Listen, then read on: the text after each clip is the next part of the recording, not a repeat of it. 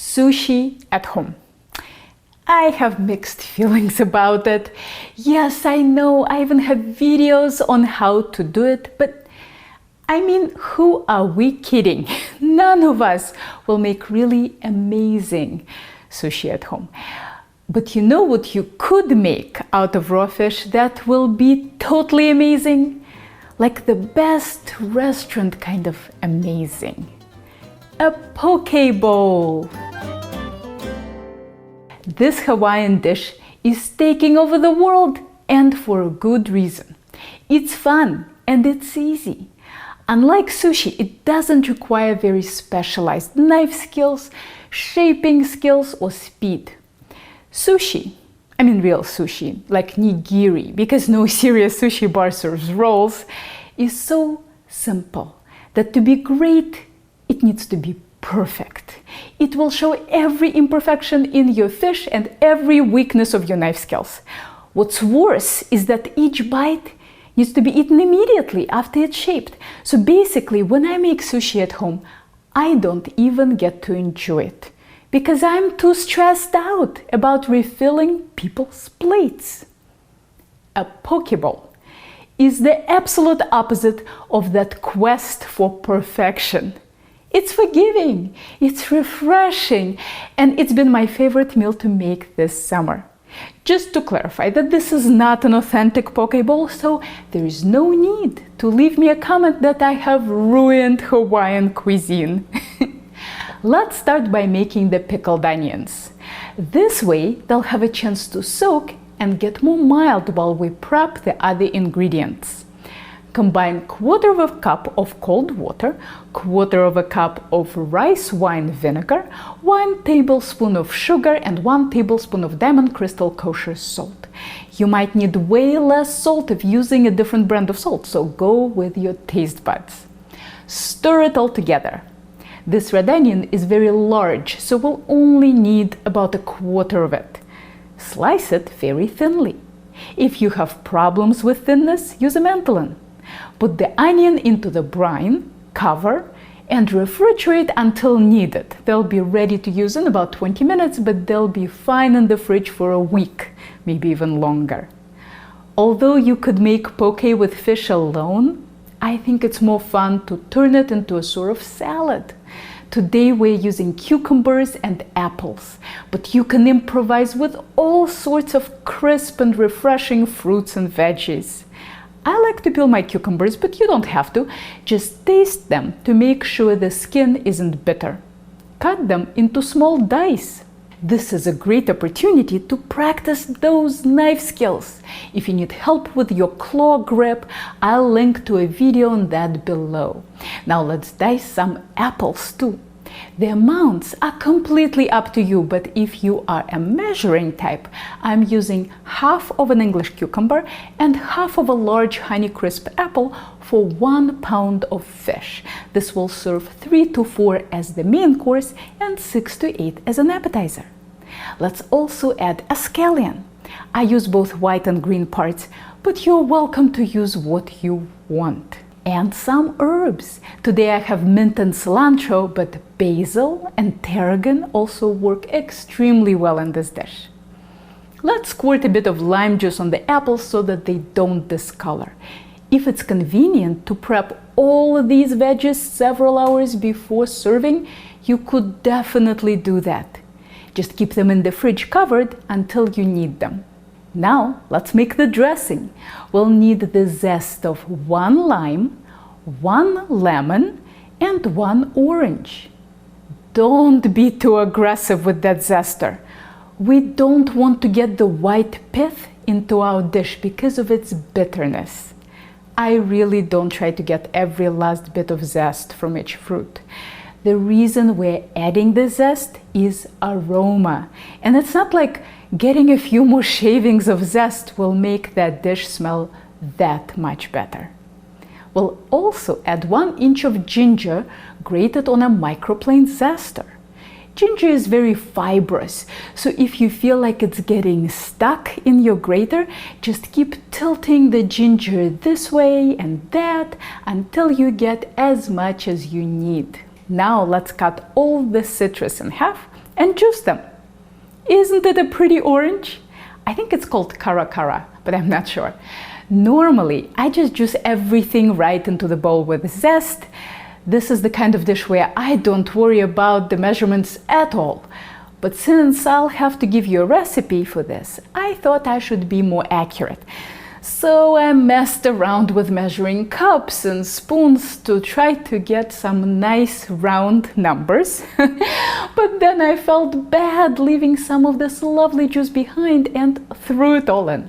Here's what I ended up with in the end. Slightly less than 2 tablespoons of lime juice, slightly more than 2 tablespoons of lemon juice, and a 1/4 cup of orange juice. Look, as long as you end up with about 1/2 cup of juice, it's all good. Let's add 1 teaspoon of maple syrup, though you could use any sweet ingredient like honey or brown sugar. I have to say that maple syrup is my favorite sweet ingredient to use in savory cooking. If you're trying to season like butternut squash soup or glaze those Brussels sprouts, there is really nothing like maple syrup.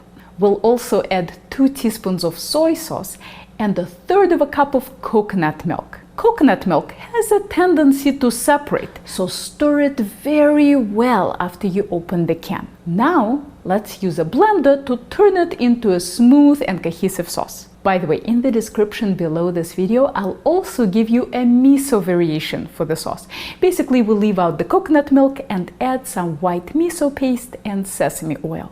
Some hot sauce like sriracha would be a great addition too, but I'm serving this to my family tonight, who are all spice wimps, so I'm leaving it out. When you're done blending your sauce, taste it and adjust for salt to your liking. The sauce can be made ahead and kept in the fridge until needed. Just stir it thoroughly before using. Now it's time to get out the salmon or whatever fish you are using. In case you're wondering about the safety of working with raw fish, I have a very detailed video about it right here. But here's the short version. Make sure the salmon is very fresh. In other words, buy it from a high-end fish market with a huge turnover. And make sure the salmon is farm-raised, because wild salmon is much more likely to have parasites than farmed salmon. If you want to reduce the parasite risk to almost zero, freeze the farm-raised salmon for 7 days before using. Can you freeze wild salmon to kill the parasites? Of course you can, yes. But many wild varieties like coho and sockeye are a lot leaner than the farmed salmon, and because of that, their texture suffers a lot more when you freeze them. Ask your fishmonger to remove the skin for you. See all this brown flesh? I prefer to remove it for raw fish dishes. The easiest way to do that is to place the salmon onto it and cut into the board at an angle. If you still have some left, you can also use the silver skin removal method. That's how you remove silver skin from a rack of lamb or beef tenderloin. Insert your boning knife under it to make a flap, then turn the knife around and cut the other way. But if removing the brown flesh is too hard, it's totally not the end of the world to keep it. Right here, down the middle of the fillet, there is a bit of a chewy area. That's where the backbone was attached to the flesh. I like to cut it out, but I am an obsessive person. If it doesn't bother you, don't worry about it. Now, all we have left is the good part. Slice it into long strips.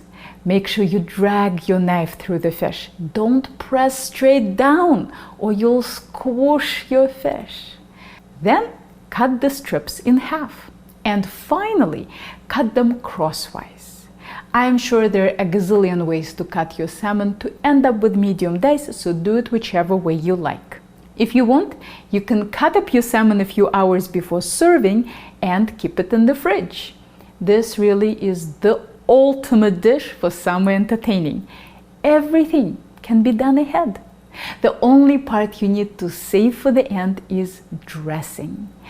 I'm only dressing 1 portion right now and saving the rest for dinner.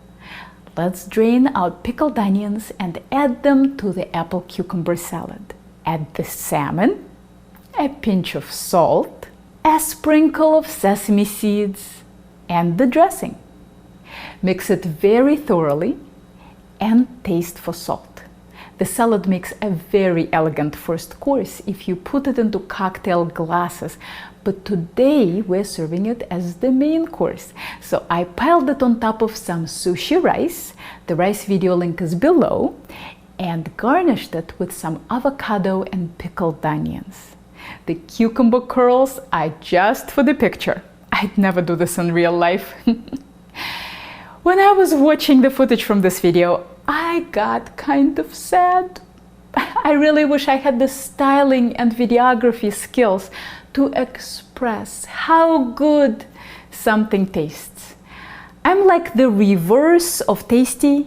Their stuff tastes like shit, but it looks so beautiful.